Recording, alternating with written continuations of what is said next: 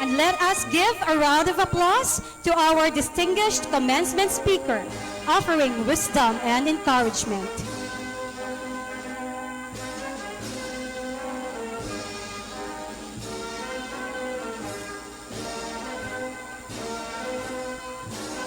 Ladies and gentlemen, we are about to commence our ceremony. With a significant and honorable tradition of this time, we invite you to rise as we welcome the entrance of the colors proudly presented by our ROTC cadets. This ceremonial act symbolizes our respect and reverence for our nation and the values we hold dear. Let us all stand and pay tribute as the ROTC cadets bring in the colors.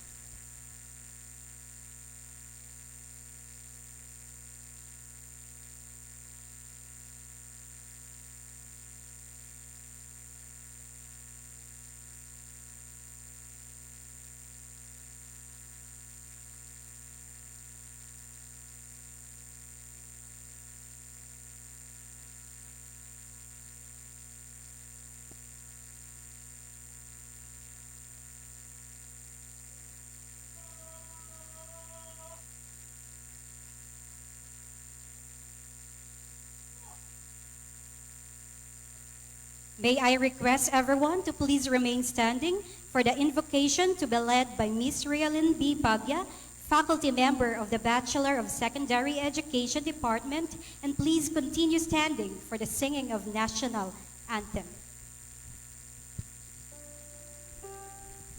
For the Roman Catholic, in the name of the Father, and of the Son, and of the Holy Spirit. Our Heavenly Father, we come before you today with grateful hearts and humble souls for all the wonders and blessings you have showered upon us. We thank you for the privilege of celebrating the momentous commencement exercises of Northern Iloilo State University Ahuay Campus. We thank you for the lives of our graduates, their parents, the administration, faculty and staff of this institution, and the guests who have gifted us with their time to be with us in this occasion. As we stand on the threshold of new beginnings, we seek your continued blessing.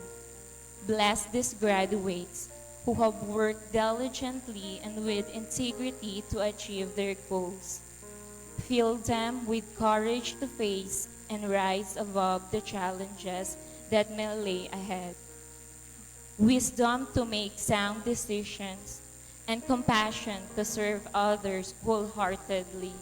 Inspire them to see the beauty of life even in the difficulties. As your word in Jeremiah 29 verse 11 declares, "For I know the plans I have for you, plans to prosper you and not to harm you, plans to give you hope and a future." We hold onto these promises as our graduates embark on their new journeys, starting another chapter of their lives, fulfilling the plans you have for each of them. Bless the administration, the faculty and staff, for their dedication and commitment to achieve excellence in everything they do, and for passing this culture to every student of this institution.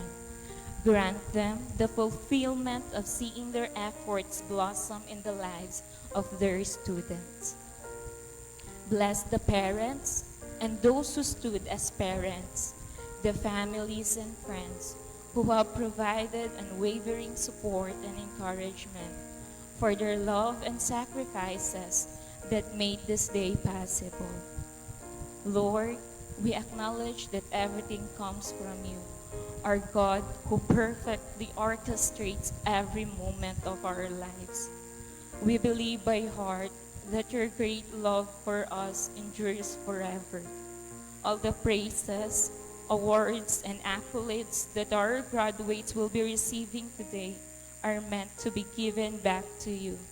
It is because of your grace and guidance that they have come this far. Whatever is set before them, we give all the glory back to you. Once again, we praise you and we thank you. Continue to bless every one of us. Bestow us upon us your wisdom and the humility as we do our best for you. All of this we pray in the sweetest and mighty name of our Lord and Savior Jesus Christ. Amen.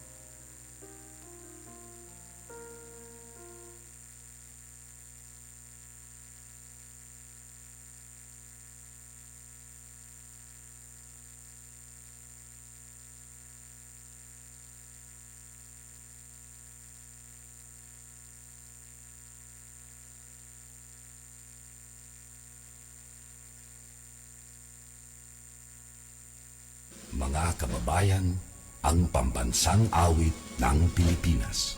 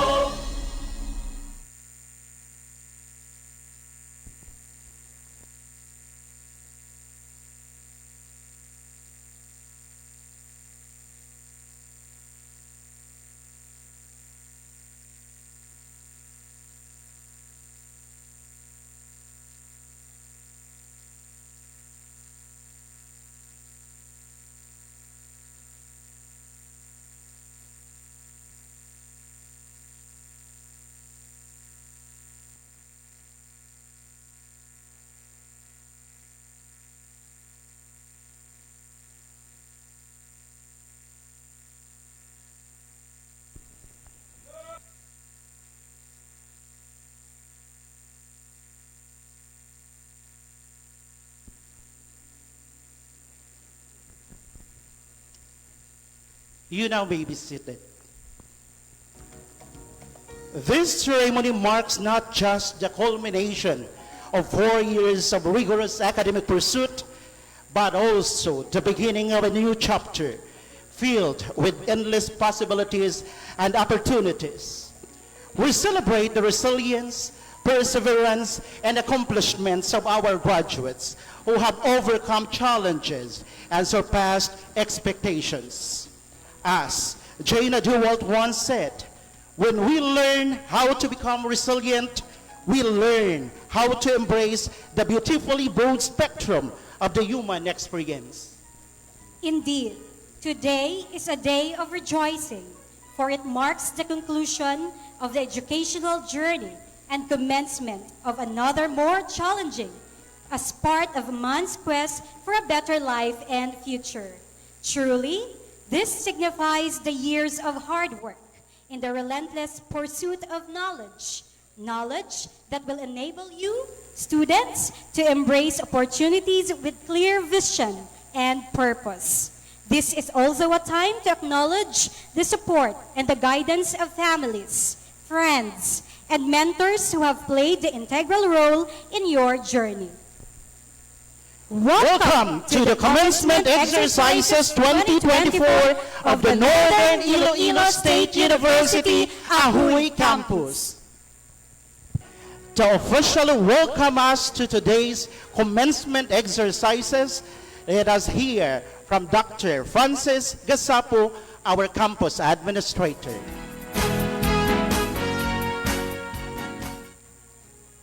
President Bobby Girardo, the first university president of Northern Iloilo State University. Graduates, go forth and be the change makers of our world so desperately needs. Embrace your future with confidence and courage, and know that you have the power to make the difference. Congratulations, class of 2024. Godspeed.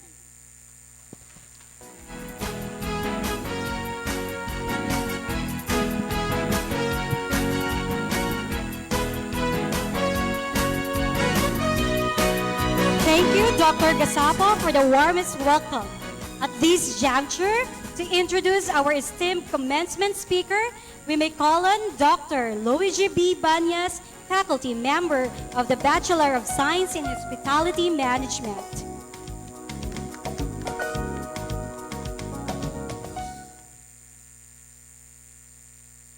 Today is a day filled with gratitude and celebration. Congratulations to each of you and Hiraya Manawari. It is my great privilege to introduce our distinguished commencement speaker for this momentous event. Our guest of honor and speaker hails from Benguet Province. He finished his elementary education in Benguet State University, formerly known as the Mountain State Agricultural College, and completed his secondary education at San Jose High School, all in La Trinidad, Benguet. Further, he took his master's in public administration in Ifugao State University. He started his career in the Philippine National Police after graduating from the Philippine National Police Academy in 1992. His first assignment was in Police Regional Office 12, based in Sultan Kudarat, as a junior officer of the Regional Mobile Force Battalion. He was later transferred to Police Regional Office 6 and served in the capacity as Chief of Police in various towns in Iloilo, such as Dumangas, Carles, Badyangan, and Pabia. He also served as Station Commander of Station 3, covering Haro District in Iloilo City, and later the Boracay Special Tourist Protection Group in Malay, Aklan. He went back to Mindanao and was designated as the Regional Chief of the Philippine National Police Intelligence Group 13 in Caraga Region, and later the Anti-Kidnapping Group Mindanao Field Unit in Zamboanga City. As a third-level officer, he was designated as Battalion Commander of Regional Mobile Force Battalion 6, City Director of Bacolod City, and later Chief of Staff of the Philippine National Police Academy, where he earned his star rank position. He went on to be designated the Deputy Director of the PNPA, and as Deputy Regional Director for Operations of the National Capital Region Police Office. His vast experience and exemplary performance has given him the break to lead one of the major command of the Philippine National Police, the Aviation Security Group, and recently, the Top Cop of Police Regional Office 6. Recognized for his dedication, he received numerous service, medals, and certificates that reflect his unwavering commitment to duty and service to the country. Behind his success, career as his family inspires him. He is married to Mrs. Julie Gushauco Wangki, a former immigration officer from Bacolod City, and his 3 children.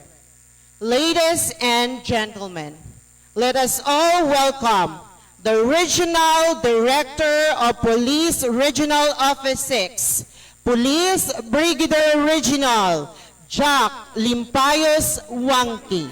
Let us usher him a resounding applause.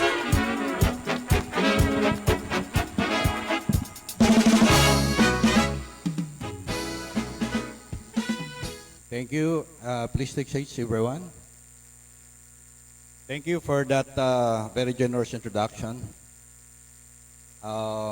First up, I would like to give my respect to everyone, especially, of course, to our University President of the Northern Iloilo State University, Dr. Bobby De Gerardo, sir. And the Vice President for Academic Affairs, Dr. Joe Martin Limson. We have also here the Vice President for Administration and Finance, Dr. Teresa G. Palmares, Madam. The Campus Administrator, NISO Ahoy Campus, Dr. Frances B. Gasapo, Sir. Ang aton Chief Administrative Officer, Dr. Maria Antoinette Aquino. YC Board Secretary, NISO Legal Officer, Attorney Nichelle Sabrido. The Board of Regent Student, Honorable John Alfred H. Chanova. We have also the different deans, the Dean of College of Education, Dr. Hilda Deguma. Dean College of Management, Dr. Michelle Baco. Dean College of Hospitality Management, Dr. Matt Ofalia. Okay. Dean College of Criminology, Dr. Ronnie Ausa. NISO Ahoy Campus Administrator, Dr. Frances, NISO Victorino Salcido Sara Campus Administrator, Dr. Rafi Chavez. Baratak Viejo Campus Administrator, Dr. Ruby Yotoko, Madam. Concepcion Campus Administrator, Dr. Larry De Solong.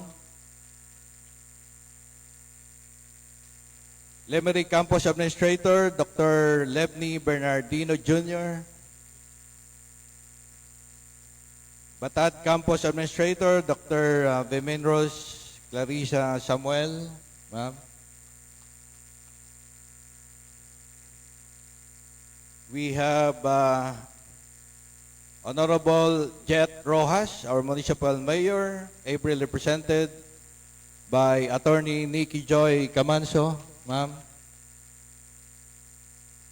Sangguniang Bayan Member, Honorable Jenicio Gesto. The faculty and staff of NISO Ahoy, and the key officials, and of course, sa inyo mga graduating students and their parents, isang magandang hapon sa ating lahat. Mayong hapon sa tanan.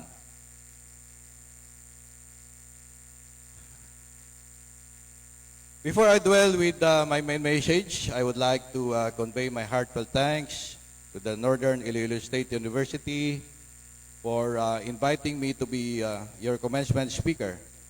And I hope I can give justice to your invitations. I'm happy to be with all these young men and women, the future of our nation. Lipay gid ako nga ari sa atubangan nyo, and hambal ko gani with the invitation of NISO. I hope I could give justice with my prepared message. So my congratulations to the officers, the staff, faculty, and employees, as well as you, graduates, the class of 2024. My heartfelt congratulations to the proud parents, friends, and relatives. So let's give each other a round of applause for a job well done. If you like watching anime, wala nyo na, no? Anime? Then you must be familiar with the word Ganbate. Familiar ka mo sina? Ganbate. It is a Japanese word, and when translated means keep going. Translating further in Hiligaynon, it could be said as padayon. Padayon. You know, I have such an admiration for Japanese. They are known for their qualities as hard workers, disciplined, and most of them gets to live far longer than most of the human population. Their innovations in technology are amazing, and they give importance to learning for all ages. The Japanese have made a good name for themselves. In retrospect, perhaps the reasons for the success of the Japanese is their spirit of determination and perseverance. When you say ganbate to another person, you are cheering for them so that they may give their best effort regardless of the adversity they are facing. This idea of going on despite the toughness of the situation fosters the spirit of resilience. It is important to develop the same mindset as early as today to prepare you to the challenges of tomorrow. After you leave the four walls of this campus, you will face several pressures that will test your character. One of which is the pressure to provide for your family. Balan nato na sa kultura sa mga Pilipino, ang aton ginauna, ang aton nga mga pamilya. The pressure to succeed in your upcoming board exam, and even the pressure of just finding a job aligned to your skills. Not everyone has the same privilege, but remember that all of us have the power to change our own circumstances. I believe one way to do that is by adopting the spirit of ganbate. Ganbate can be fostered by these 5 aspects. First is by practicing Kaizen. Kaizen. This is another Japanese word which means good change or changes for the best or continuing for your improvement. Kaizen is seeking to improve even the good things. For every one of us believe there is always room for improvement. If applied to ourselves, this could mean that we should never stop learning. We gain new skills and understand new things. That's Kaizen. By doing Kaizen, we refuse to remain the same. Instead, we seek to grow and create better versions of ourselves. Amo na pirmi ang ginahambal ko kung nagaatubang ako sa akton nga mga kapulisan diri sa Western Visayas. Ang ginahambal ko, let's do away with mediocrity. Ang mediocrity na kontento lang sila kung ano ang may ara. Kung ginatagaan natin siyang trabaho, ang balon nila, okay na ni. Pwede na ni. But, if we will do away with it, kung may ginahatag sa inyo nga assignment, ginahatag sa inyo nga trabaho, ginahatag sa inyo nga responsibilidad, we should do it with our best. Okay? Personally, despite my position as the head of Police Regional Office 6, I consider myself as a man with so much to learn.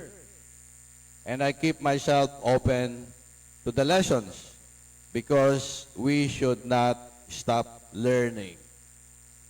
We should not stop learning. Okay. Biskan graduate na kita, padayon gihapon ang aton nga pagtuon.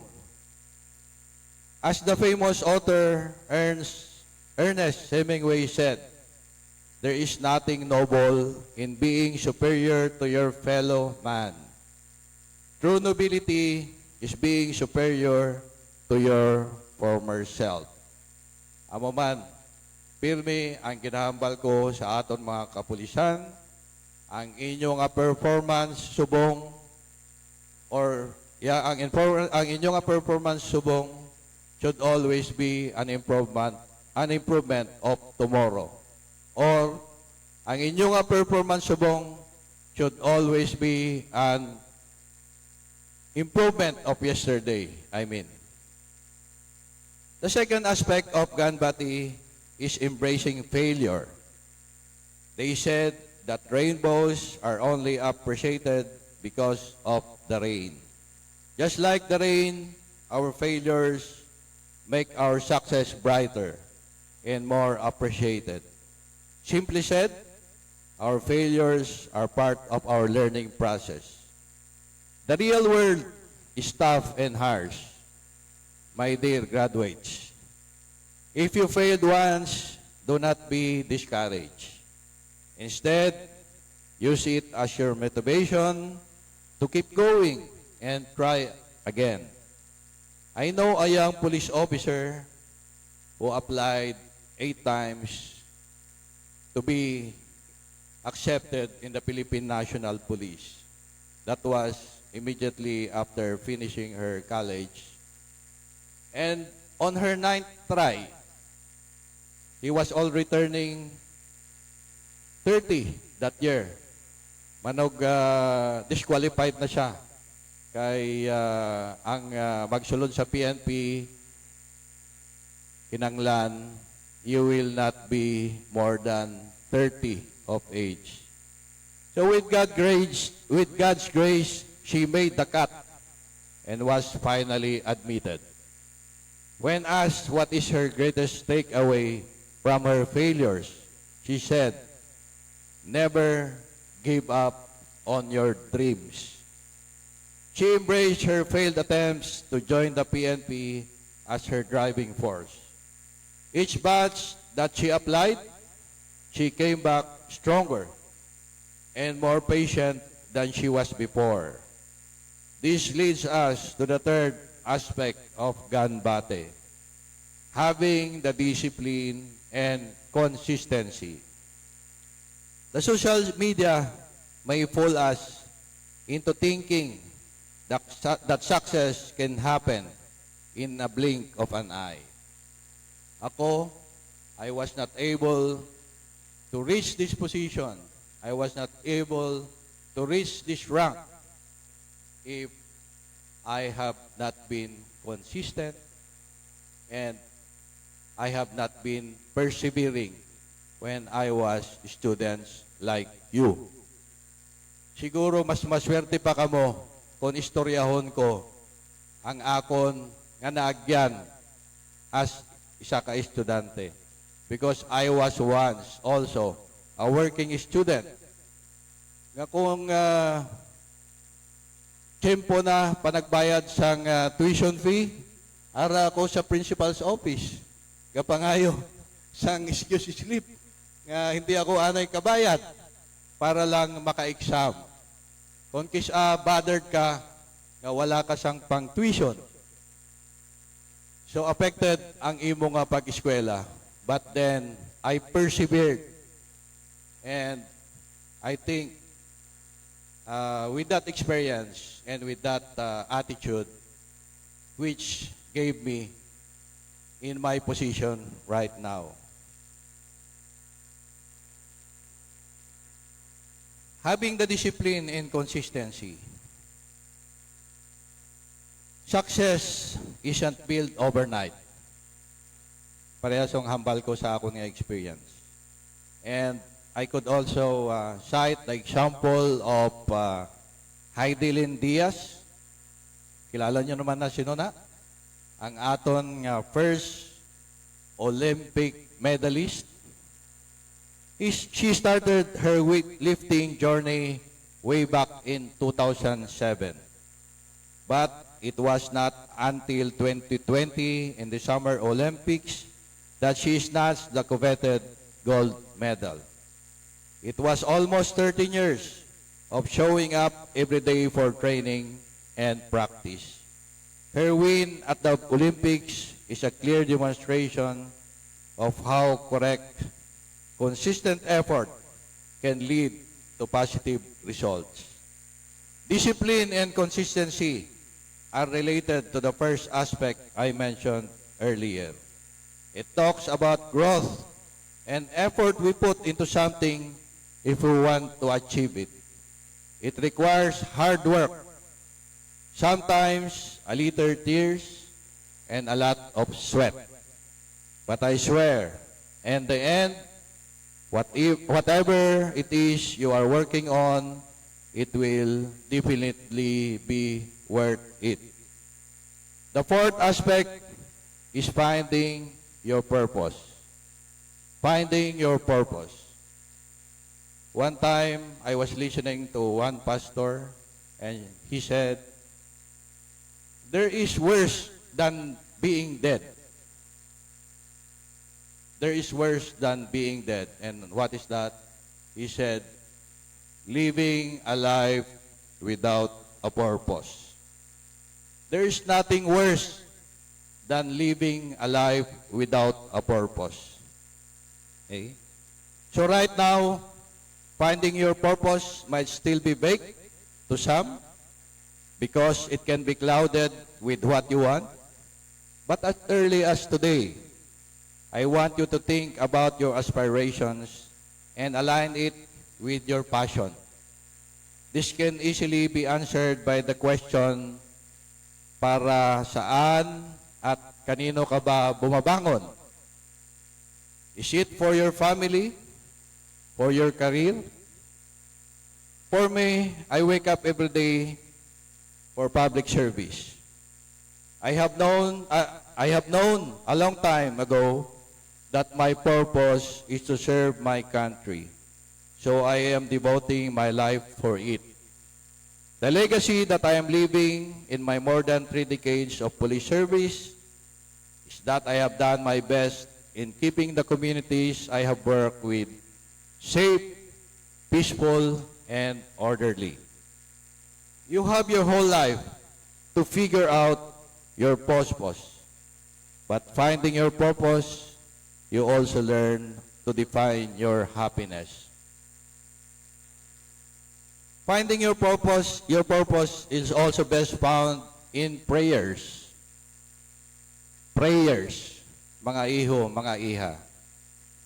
Every morning, when you wake up and before your feet touches the ground, try praying to God.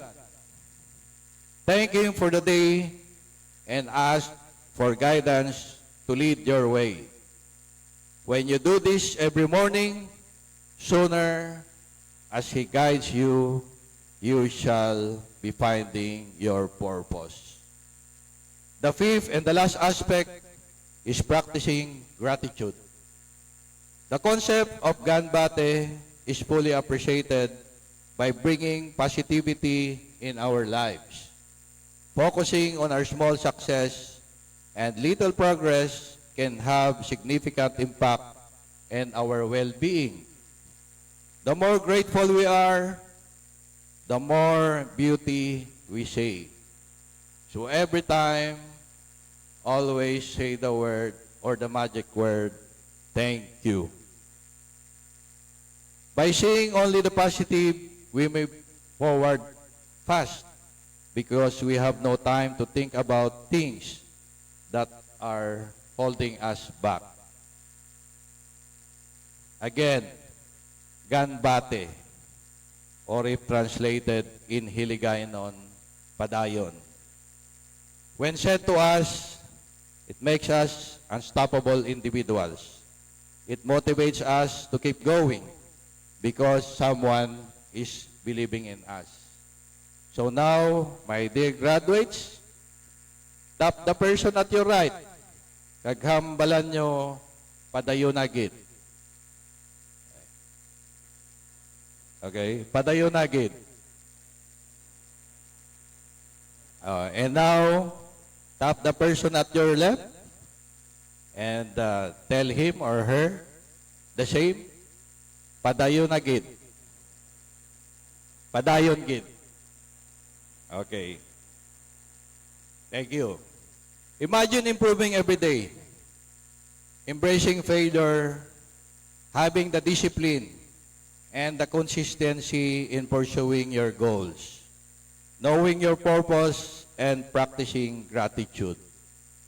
You are a person who cannot be backed down whatever life will throw at you. With the mindset that you have, you can change the world. So go on and do it. So I won't pass this event without sharing Naval Admiral William H. McRaven's famous commencement speech in 2014. He then was the 9th Commander of U.S. Special Operations Command. Perhaps some of you have heard of this. I had it summarized and on my own understanding. He said, go out and change the world. Go out and change the world. Changing the world could begin in as simple as making your bed as soon as you wake up and finish praying. By making your bed as soon as you wake up, you complete the first task at hand. Then you can start another task, and another, and another. Eventually, at the end of the day, you would have been very productive. And if you had a bad day, at least when you go back to bed and see that it's all made up, at least it could lighten your mood. Next is find someone to help you through life. Look for people who have the positive influence in your life, avoiding those negative and those pulling you down. And be inspired from them, those who are positively influencing you. You can change the world by showing respect to everyone. The amount of respect we give to others is not equivalent to their rank, their position, but we give our highest respect to people who show kindness and courage in life. Life is not always fair. Just move forward. Life is full of ups and downs, and no matter what, you stay focused and just continue moving forward. In moving forward, do not stay the same. Grow.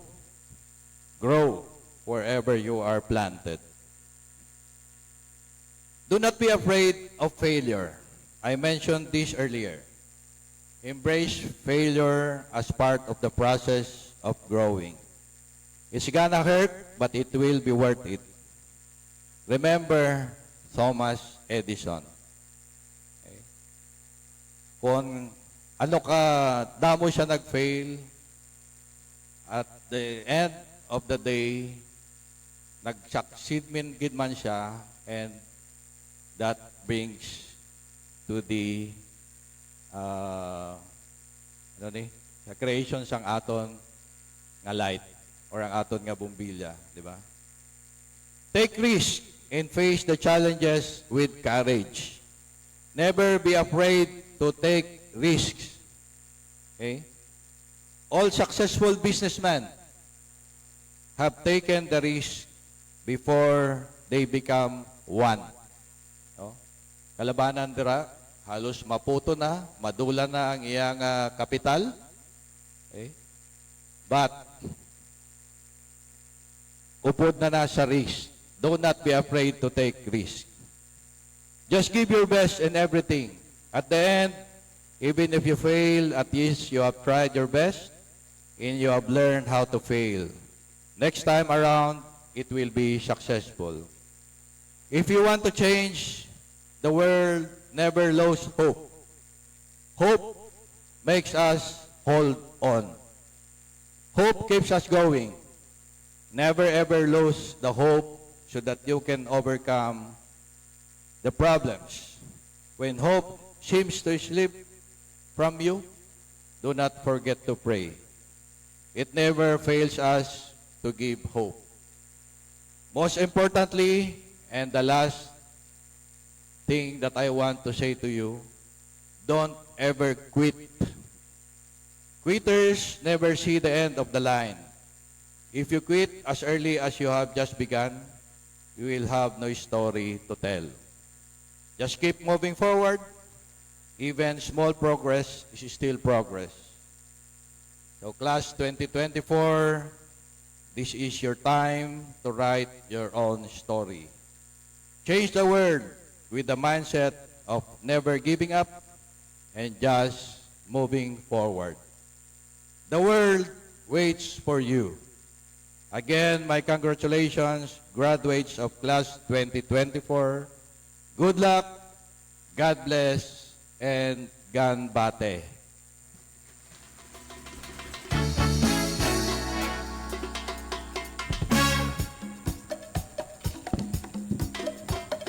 Thank you for your invaluable shared story and words of wisdom and encouragement, Police Brigadier General Jack Wanky, Regional Director, Police Regional Office 6, Region 6, Western Visayas. To express our gratitude, we request our commencement speaker, Police Brigadier General Jack L. Wanky, to please stay on stage to receive this plaque of appreciation. Allow me to read the citation. Republic of the Philippines, Northern Iloilo State University, Nisu Ahuy Campus, San Antonio, Ahuy, Iloilo. This plaque of appreciation is awarded to Police Brigadier General Jack L. Limpayos Wanky for imparting invaluable insights and inspiration to the graduates, parents, and academic community during the commencement exercises given this 11th day of June 2024 at Northern Iloilo State University, Ahuy Campus, Ahuy, Iloilo. Signed, Dr. Francis B. Gasapo, Campus Administrator. Signed, Dr. Bobby D. Gerardo, University President.